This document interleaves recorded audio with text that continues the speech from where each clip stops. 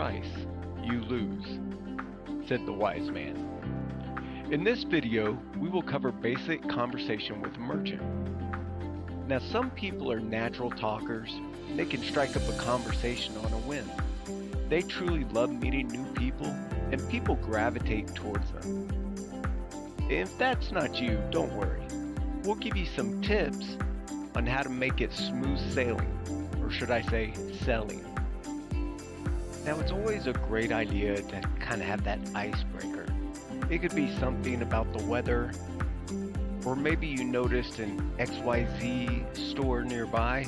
Just say you were just visiting XYZ store about their processing, and you thought you'd drop in and say hi. Now, after maybe 15-30 seconds of chit-chat, you can jump into your pitch. Your pitch should be short and sweet, straight to the point. Let them know you have a small business here in town helping merchants with processing services. Now they know who you are and more than likely what you want. Now the next part of the pitch is very important.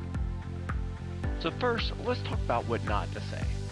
You never want to go in there and say, I can lower your rate, or I can save you a ton of money. I bet you pay way too much for credit cards, or your current company is garbage.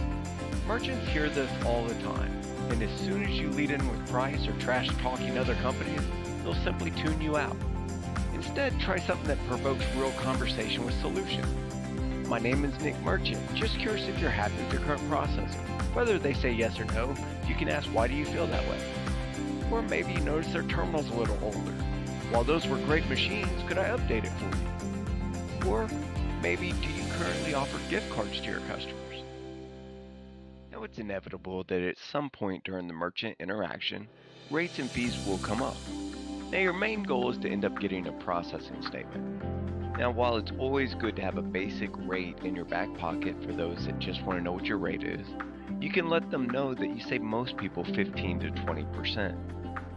Mr. Merchant, it's good to always look at the rate, but there's so many different aspects to processing and different ways to set up a merchant account. The best way to get the best possible pricing is to let me go over your current processing statement. In this way, we get a real apples to apples comparison. Now, oftentimes these types of meetings turn into a standard introduction. They may not have time to talk to you right now, but always leave a business card behind and ask if it's okay to set up an appointment or when a good time would be for you to stop by. Now, once you have the statement, an experienced agent can probably view it and get a rough idea on how they can help the merchant. But even the experienced agents will fax it to us here at the merchant store. And typically within an hour, we can have the comparison back to you with our fee suggestion. Now it's time to close the deal. So next, you present the solution to your merchant. You can show them the side-by-side comparison that we sent to you. Also let them know that with our free equipment program, we can replace the equipment that they currently have, or even reprogram the equipment that they have. Now be sure to really sell yourself as their service agent, because merchants can get processing from just about anywhere, but there's only one you. Now go make that merchant to your customer. Well, thank you for watching, and be sure to check out our next video in our series, How to Submit an Account.